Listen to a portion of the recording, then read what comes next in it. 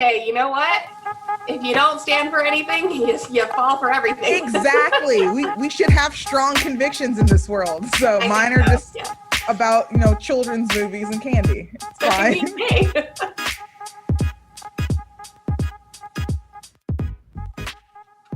All right. Here you go. Hey, everybody. It's Tori, the founder of the Mighty Dames, and we're back with another roll call interview. Today, I am joined by Erin. Hello, Erin. Hello. How are you? I'm pretty good. I slept much later than I anticipated and then had to run through errands, but Nice. not too bad. How about All yourself? on a Saturday. It's a great. So what we'll do is, why don't you go ahead and introduce yourselves? Let us know, give us your name, where you train, how long you've been training, that whole, the BJJ stat sheet. Yeah, for sure. So I'm Erin Quillen, aka Brutal Viking. I'm trying to get that to stick. Everyone's calling me it now. Gotcha. I've been training jujitsu for almost 2.5 years now. I'm a blue belt. I try to compete as much as possible. Did I say where I train at? No. I train at Checkmat Fight Studio. I see something Lucas on your Leachy. shirt. Oh yeah, there you go. Fight Studio. I train with Lucas Leachy. Okay. And yeah. Okay, so I have to ask about this Brutal Viking, because that's literally one of my questions is like, I love it. it's exactly what it sounds like. I love when people describe jiu-jitsu as brutal instead of the gentle art. But how did we come up with Brutal Viking? So it's a funny story. I actually started doing jiu-jitsu at the UFC gym. And the UFC gym sent out an email to their membership and said, hey, find out your fighter name. And it was this cute little quick survey. And I didn't even know anything about fighting. I think I had been doing jiu-jitsu for like 4 months. And it was like, what type of grappler are you? And I was like, I like submissions. And I didn't even know how to do a submission. And like, I went through these questions. And then at the end, it just said, your fighter name is Brutal Viking. And I was like, oh my God, that's amazing. It's perfect. And so I kept it.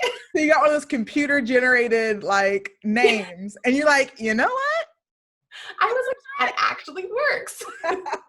That is, oh my God, that's so awesome. So how did you get into jiu-jitsu? It's actually a really funny story. I joined the UFC, actually went to the UFC gym just to check it out. My husband and I were both really out of shape. We're really fat, and we were just like, we need to do something with our lives. And I didn't even know what jiu-jitsu was. I just went to do like kickboxing, and I hate going to the gym. Let's be honest. I don't like, going and lifting weights and running on a treadmill. Nothing about that's appealing to me.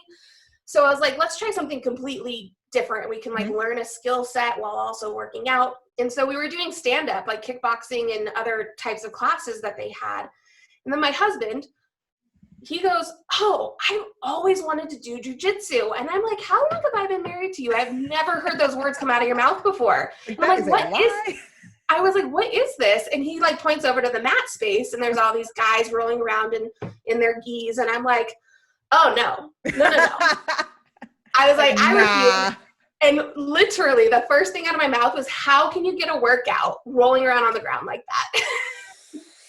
I didn't know. Little did you know. Little did I know. So it was funny. I was so resistant to it. And he was like, let's just try it. And I'm usually down for anything. I'm like, I'll try anything once, So I was like, fine, whatever. So we did a class. We didn't have gis. We just did a kind of no-gi style. And he fell in love with it immediately. I hated it with a fiery passion.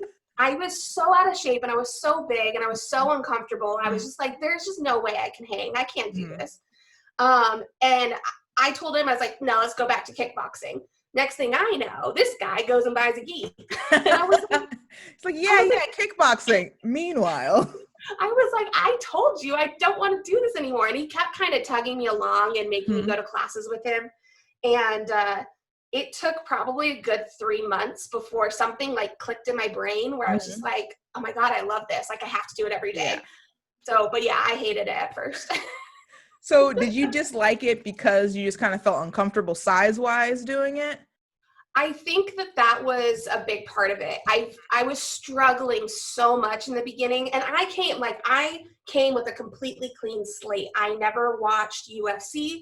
I didn't know anything about fighting. Like, I didn't know anything about grappling. Like, I knew. So you came in here just like purely like open-eyed, blank slate. Yeah, like they were trying to Okay. teach, the first thing you teach any new white belt is like, a basic arm bar. And I was Yeah. like, I don't understand what you're trying to have me What do. is this? What is an arm bar? I don't even know what an arm bar is. And they're like, oh, okay, let's back it up three steps. And so I was just so lost, and I was so uncomfortable being like as big as I was. And I was just like, there's no way this is going to get any better, which was also untrue. So did it take was it just like a random moment of it clicking, or did you like gradually get more comfortable with your environment as you got like more exposed to it? Well, I will tell you, you can definitely get a good workout from jiu-jitsu. Girl. And I did start to actually lose some weight, which was helpful. But also, my coaches were really good because I'm pretty hard on myself, and my coaches were good at reminding me of like, oh my God, that's amazing. You just did whatever it was. And you remember 3 weeks ago, you couldn't do that. And I was like, oh, that's true. And then the coaches at UFC Gym actually set up this, we called it a winter retreat. And we went up to Mount Baldy, and we stayed at this Zen center. And we just did like jujitsu all weekend long. Nice. There was actually, at this point in time, because I still wasn't really down for jujitsu, I was like not excited about it at all. The only thing I wanted was to be up in the mountains, and it was like during the winter, so it was cold and snowing. And so I was like, I'm gonna go for that and just suffer through the jujitsu. Well, when I was there, there was something about the environment, about like the team spirit, and like I got my first stripe up there, which I think I'm very goal oriented, and to like get that stripe and to feel that like, oh my God, like, I worked for this. And so I came back down off that mountain, and like that was it. I started training like 5 days a week, 6 days a week, and never stopped. That's really awesome. Like it's good that you got into a good, you found a good starting gym, because that happens a lot. We hear horror stories all the time about people who go into gyms and they're terrible and then they leave. And then you hear the other side, people who find a place that's just really welcoming, and that makes all the difference. 100%. Yeah, but I definitely get that. Like I was a person who it clicked to me. I didn't want I had no intention of doing jiu-jitsu. I wanted to do wrestling. Oh yeah. I live in Florida. Florida does not have wrestling. So jiu-jitsu was the closest thing I could go to. And it clicked for me, but I think it clicked for me also because I had a really, the first person who I trained with was really just almost overly encouraging about every little thing I did. Cause you feel dumb. We're like, oh, they're like, okay, well, we're going to do this. Like, I'm putting my leg where? Like, oh God. Okay. You're like, I can't move like that. and like you said, they try to teach you an arm bar. So for me, my logic is like, you don't know these people to start with. So you're going into this gym, you're doing something very intimate, but no one else but you is aware of how intimate this is. Right. They have, they have no problem literally grabbing you and pulling them on top of you. And then they're saying, okay, now that I am sitting between your legs, I'm going to teach you an arm bar, which requires you to throw this big old thigh up. Yep. I need you to turn and throw it over my head. You got the wrong one. This is not for me. I definitely was lucky in that I had my husband as a training partner. So like in the beginning, when you're going through all that weirdness, like I was training mostly with my husband. So it wasn't like that weird, but yeah, going into it solo, I could see how that would be intimidating and just awkward, in the beginning. Terrible. Yeah. Well, but the other good thing is a lot of the people in the gym too, since if they've been doing it longer, they make it such a non-factor. So at a point you it's there, but it kind of fades into the background. It's like, okay, well, I don't want to be the only one over here being weird. It still gets me every now and then. I'm just like, oh God, why are we doing this? My self-embarrassment is at a high still, but totally. Yeah, it's good that you were able to find that comfort. So how long were you at the UFC gym before you switched gyms? I was at the UFC gym, I signed up in September of, 2017. I started jiu-jitsu probably in December time. Okay. And then I think we moved to Fight Studio in June of 2018. So I was at UFC for doing jiu-jitsu for probably about 6 months. Okay. A little bit longer if you include the stand-up time. Gotcha. Okay. So one of the things I'm full disclosure, I totally stalked through your Instagram to get to know a little bit more about you. Yeah. So one of the things I saw on there is that you're a very, very active competitor. I do like to compete, definitely. Did you start competing when you hit blue belt, or have you been competing since white belt? I competed a lot as white belt. I had some stats on my Instagram, and I don't remember exactly how many competitions I did, but I did a lot. I was competing once or twice a month Oh, as a white wow. belt. Yeah. So I think it was, I started competing when I was at UFC gym, actually. Okay. I was competing. Oh, so within your first 6 months, you were competing.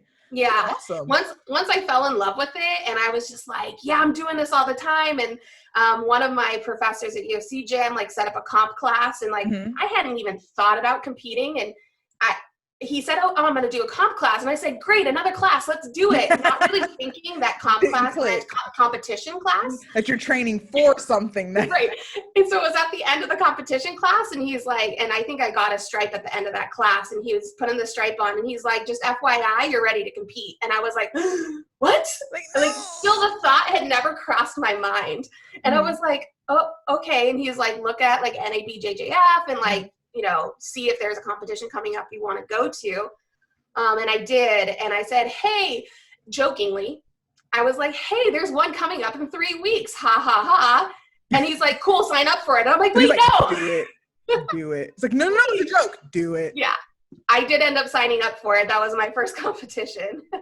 So do you have a good, like, where are you located at? What state are you in? I'm in California. Okay. Do you have is it a good amount of like larger girls up there who compete?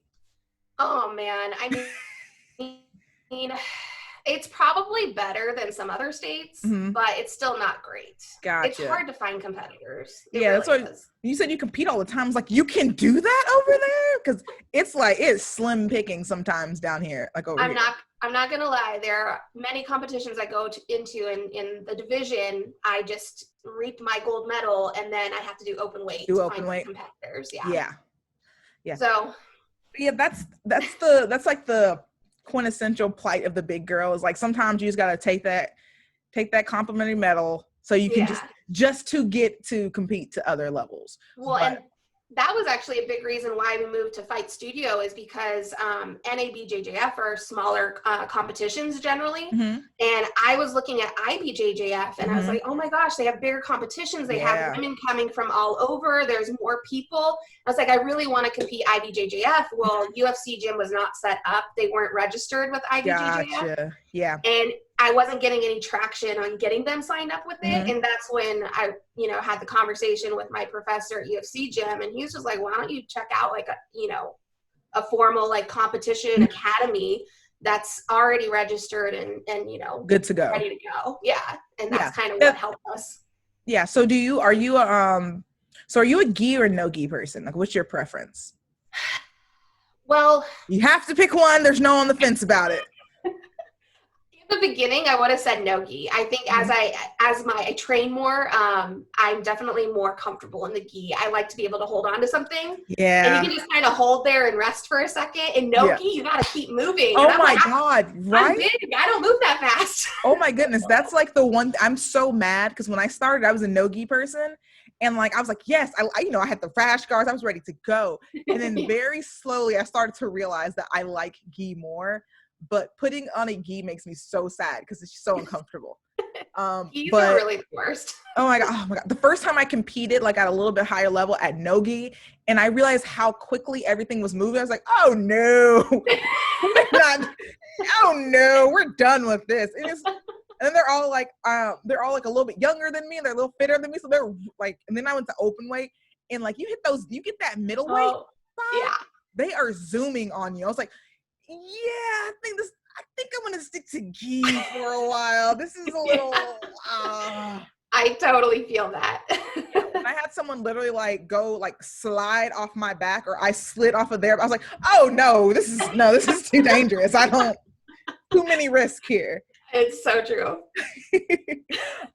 So let's see. I did look at it. So I saw you competed in the Europeans twice now. Yeah, I did once as a white belt, and I did it just this past January as a blue belt. You got in just as everything shut down. That's the big joke at the gym now, is like, oh, whoever competed Euros, that's like the world championship. Yeah. Because there was nothing else.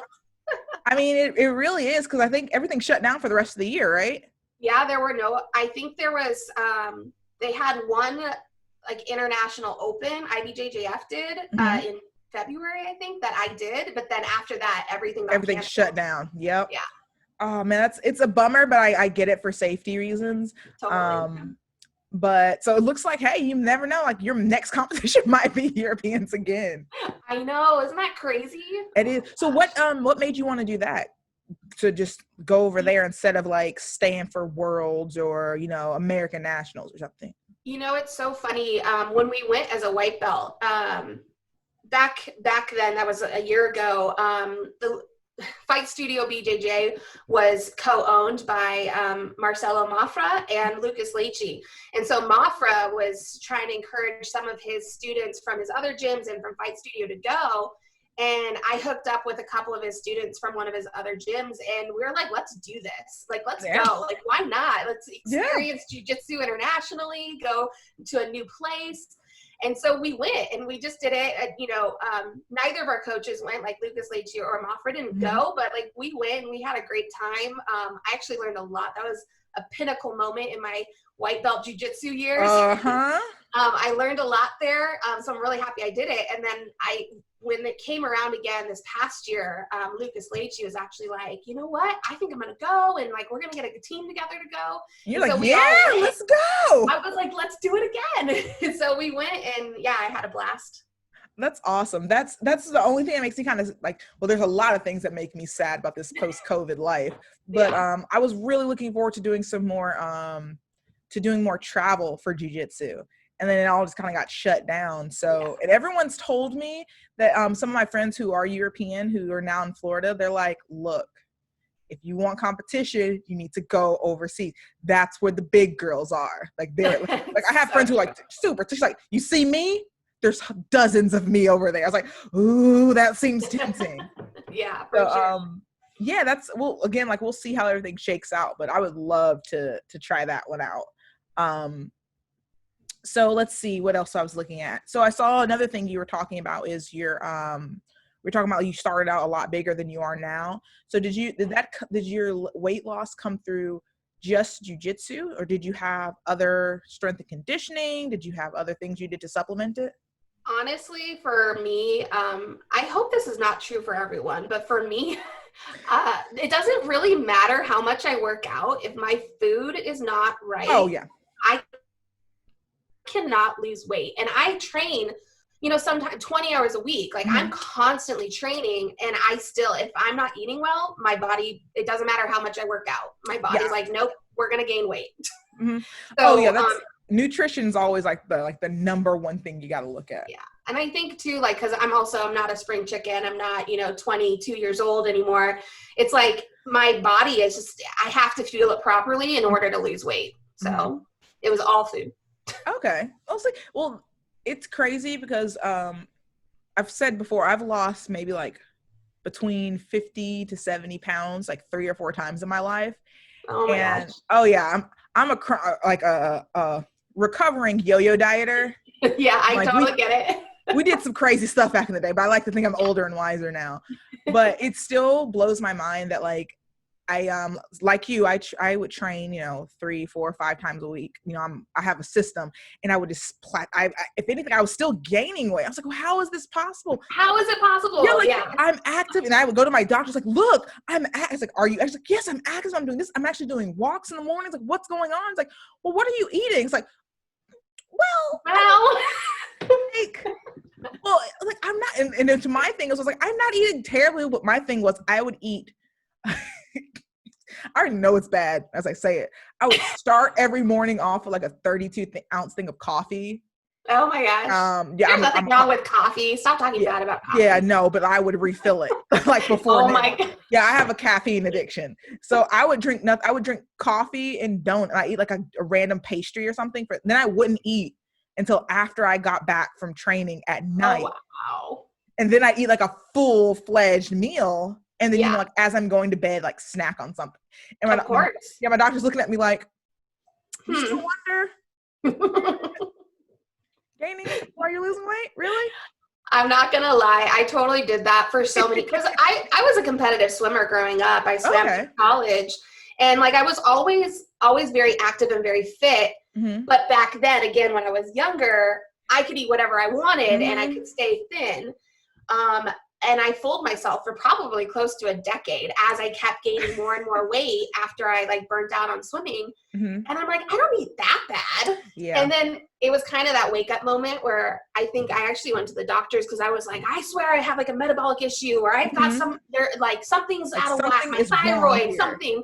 And the doctor's like, did all the tests. He's like, there's nothing wrong with you. And he's like, you're actually a great candidate for bariatric surgery. And I was like, whoa. I was like, I know I'm fat, but I didn't know I was that fat. And that was that wake up moment where I was like, dude, I need to like I gotta do something different. Mm-hmm. And that was when I like changed. I just was like, you know what? I think that I know how to eat well, but clearly maybe I don't. And so I actually, this is way before jujitsu. I signed up for this like boot camp. And they had this 6-week program where they just like gave you all of the recipes, like all the meal plans, like everything. And I just said, you know what? Because sometimes I'd look at those types of things and I'd be like, oh, that's not that healthy. Or I would, you know, dog it in some way. And I was just like, you know what? I'm going to do it to the T. And if I still don't lose weight, I will know for a fact that there's something wrong. Yeah. Well, and I did it and I lost like 30 pounds in 6 weeks. And I was like, okay, so it is me.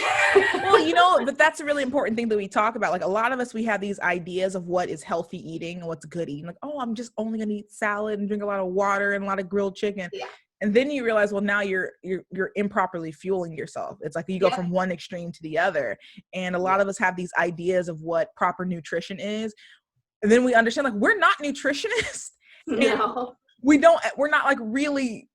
Nowadays it's very easy to educate yourself if you go on the proper channels. But like if you were like me, I'm just like clearly I know what I should be. No, I don't. I know my body.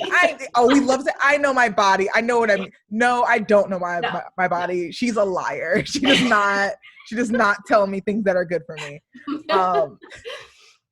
Yeah.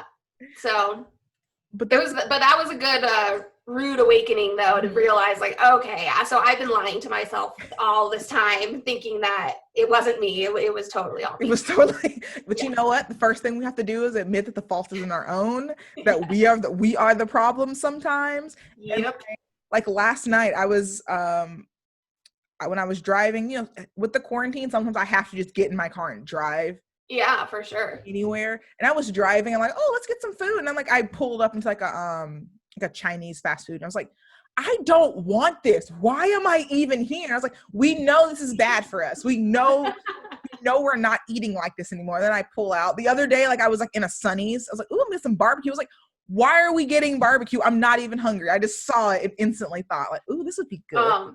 Man, the boredom will do that to you. Oh my goodness. Because now it's like we've been inside for so long, and then we've been cooking more than we've ever cooked before. So now that we can actually go out and we see this fast food, it's like, ooh, Panera. It's like, ooh, is that chicken? Do we want that? I was like, I don't want any of these. I just haven't seen them for months, and it's tricking me into thinking I want it. Like, I'm not that crazy about Italian food, and I was like dead set on my phone. Like, I was like, oh, I am getting pasta tonight. And lasagna with garlic and sauce. Like that all right now. That sounds amazing. I'm not gonna lie. So, are you back? You're back to training now?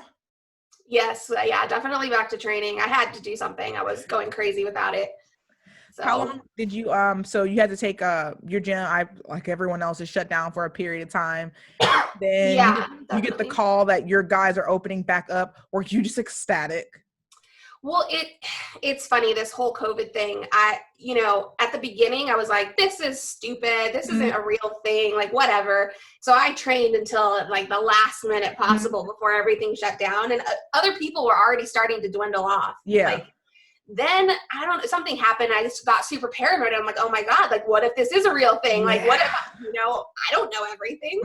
So I got really paranoid. And then when the conversation started to come up about like reopening or training again, I was like, oh, I don't know. And so I didn't actually take up the offers to train with people like during the quarantine because I was like, I don't know about this. But then my professor was actually doing like some private sessions with people just to kind of keep, people involved Yeah. in interacting with him. And my husband and I finally were like, let's just do one. Like we can just roll together, which we're doing at home anyway. It's like not that big of a deal. And then, I don't know, I think I got a taste of the forbidden apple again. And I was like, let's just do it. I must go back. And so like any chance I got to train, any offer to like come to a gym, I was like, I'll be there. Well, I think that's how a lot of people, like, let's be honest, jiu-jitsu, we have our skeptics aplenty. I think most people were just like, oh, okay, we'll see. All right, we'll see how. And then once it hit, we're like, oh shit, like, oh, this is real. Yeah. And I think even though we saw it coming, it looked like it took a lot of people off guard how serious. Because again, a lot of us just didn't think it was going to be that big of a deal. And then when we realized, like, oh no, it's like, okay, so I live in Florida, and when I was at the store and I got a message from my sister telling me that Disney shut down. That's when we knew that this was like some serious, like, no, because like you have a Disney over there, but like Disney here stays open during hurricane season. Like, nothing that shuts Disney down. And when they told us that Disney and Universal were shutting down, I read it out loud at the store, and the cash register, like the cashier at my station who was checking me out and the person next to me in that register, they all turned like, it's what? Yeah, Disney is shutting down. Everyone's like, oh God. Oh, it's like the end of the world. This is bad. That's funny. I mean, honestly, even I think this Disney in California, like there was like a measles outbreak or something, and they didn't even shut down for that. Jesus. And I'm like, measles has got to be way worse. Oh yeah, and God, I'm getting like chills thinking about measles because we get these random outbreaks. We're getting random outbreaks of these things that we have vaccines for them, but no one's getting them. But like measles sounds like the worst thing to get. And I think patient zero was like there at the Disneyland, and they still didn't shut down. That's not funny. But then they shut down for this. Hey, capitalism always wins. We are always worried about that almighty dollar. Yeah, we and it's weird now because everything's opening back up. But like in particular for Florida, we just had our biggest week of COVID outbreaks. But there are more people being tested now. But we're being more exposed. So like, who knows how much longer this thing is going to go on for? We kind of just, at this point, I feel like we're just like gritting our teeth, like, just please don't kill me. Like I just. That's basically what I said when I went back to training. I was like, you know what? If I die, I die. It was my time. But at least I'm not that cavalier. I just did my first kickboxing class on this Wednesday. I want to say that I did like I made sure that I was like the least exposed. I did like a morning class, which are notoriously slower. It was like me, one other person, and the coach. I'm like, awesome. No one else here. You're like, I'll be over here on this bag. Yeah. Oh yeah. And they're like, oh, you should come at nighttime. I'm like, oh no, I've seen the pictures at nighttime. That's the way my anxiety is set up. That's way too many people for me to be around to just yet. But I'm trying to ease back into it. I've gone through my withdrawals to the point now. Like if you see, I bought my own mats. I've been training. Oh yeah. Yeah, I'm training home. I've roped my mother into doing it. Nice. Honestly, everyone keeps talking about how this is going to ruin jiu-jitsu and like jiu-jitsu is never going to come back the way it was before. And I actually think the opposite because there's so many people at home that are getting involved that weren't going to a gym before. Because let's be honest, we're very persuasive when we want to train. Like, come here, let me just show you this one thing and that's it. Like you should 5 minutes. Yeah, that's all I need is and then next thing you know, you got them. Yep. But that's what we saw, like in particular in our gym, how they were training is that you trained with a doll or like a dummy, or you could bring someone from your family in. So we're getting more people in now that, probably wouldn't have thought about jiu-jitsu as an option, but it's one of the few things actually open. And don't get me started. I have never not wanted to walk into a regular gym whore in my entire life. Like I already think gyms are gross. They just, it's a place you go to sweat. It's disgusting. Yeah. But, like walking through, like I have like the $10 Planet Fitness. I was like, okay. And I'm just like looking in there, like in my mind, all I see is like germs. I was like, oh, I don't think I can renew my membership here anymore. Oh man. And like I'm like looking like, did they wipe that down? Okay, they wiped it. They didn't wipe it down long enough. Now everything I had before is like heightened. But definitely it passes. It will. It will. In due Okay. time. Well, this has been fun. So let's go now to our Mighty Minute. Oh, So goodness. let me turn my page over here. Like I said, so Mighty Minute is it's going to be about 60 seconds, rapid fire questions. Just answer them quickly and honestly. We will discuss them afterwards. Okay. I love to say there are no wrong answers, but that's a lie. So let me get my timer up. Oh, God. Yeah, there's just in every bunch of these, I always put a couple of questions on here that like I have very, very strong feelings about. I just want to see how you're gonna answer them. Sounds good. Let's see here. Timer. I swear I've had this phone for going on 4 months now. I still can't. I switched to iPhone and I've been an Android person my entire life. Android. I like, oh my God. Like I get some of the things people are saying about this, but like honestly, there are some things that are like unnecessarily difficult. Yeah. Like don't I again, another feeling, but you know, it was free, so I can't really complain about free. Well, there you go. There you go. All right, are you ready? I'm as ready as I'll ever be. All right, so I'm gonna put a minute 10 because I tend to stutter, and I'll start it as soon as we answer after I ask the first question. Ready? Okay. All right. Jelly beans or Peeps? Jelly beans. Do you have any pets? Yes. A Dog? husky. 2 dogs. Okay. What's something you never leave home without? My cell phone. What's your favorite soda? Coca-Cola. What would be your spirit animal?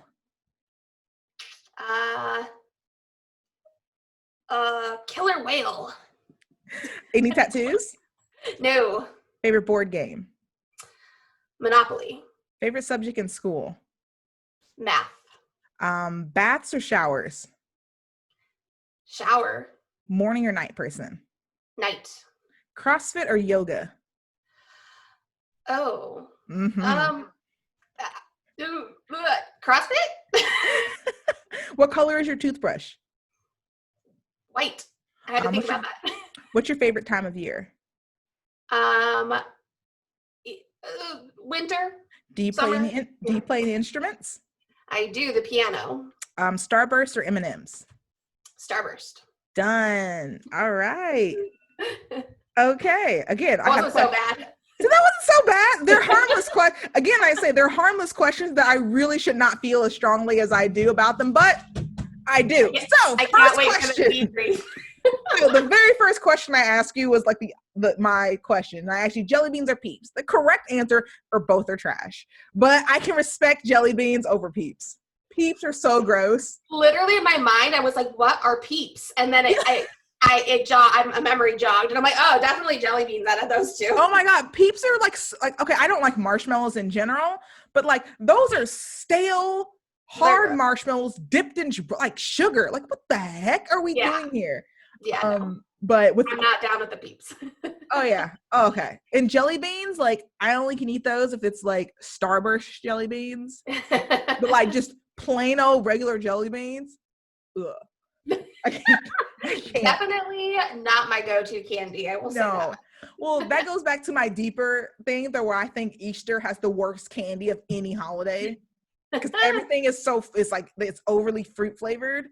See, you need to get with my mom is British. You got to get with the British candy because they have these like orange chocolate things and you bang it on the desk and it like falls apart into these wedges and it's like chocolate orange flavored and it's like the best thing in the world. Okay, so I definitely need you to find out what that is. Take a picture and DM me that because I am so interested in that.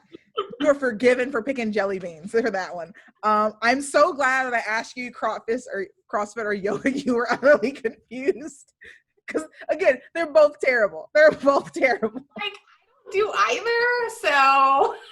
But I do strength and conditioning, which is closer to CrossFit, so I was like, we'll go with that. Have you ever taken a yoga class before? I have, yeah. Okay, I find yoga extremely stressful.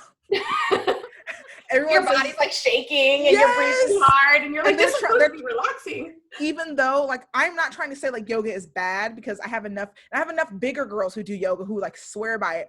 Me personally, I have never felt more stressed out in my life than trying to hold yoga poses.